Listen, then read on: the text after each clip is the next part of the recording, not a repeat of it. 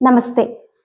ధర్మానికి ప్రతీక అయిన శ్రీరాముని జయంతి సందర్భంగా మీకు మీ కుటుంబ సభ్యులందరికీ శ్రీరామనవమి శుభాకాంక్షలు.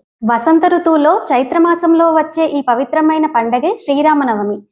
ఈ వసంత ఋతువులో శరీరంలో కఫదోషం పెరుగుతుంది, డైజెషన్ పవర్ తగ్గుతుంది. దీనివల్ల అజీర్ణం, జలుబు, దగ్గు వంటి వ్యాధులు కలగడానికి ఎక్కువ అవకాశాలు ఉంటాయి. ఇప్పటికే అజీర్ణం, ఆస్తమా, సైనసైటిస్, శ్వాసకోశానికి సంబంధించిన వ్యాధులు, అలర్జీస్, ఇన్ఫెక్షన్స్ వీటితో బాధపడే వారిలో ఈ సమస్యలు మరింత ఎక్కువయ్యే అవకాశం ఉంటుంది.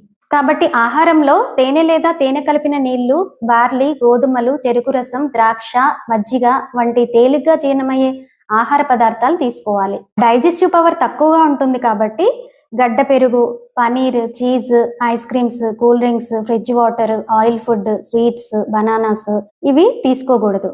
మరియు పగటిపూట నిద్రించకూడదు. జై శ్రీరామ్.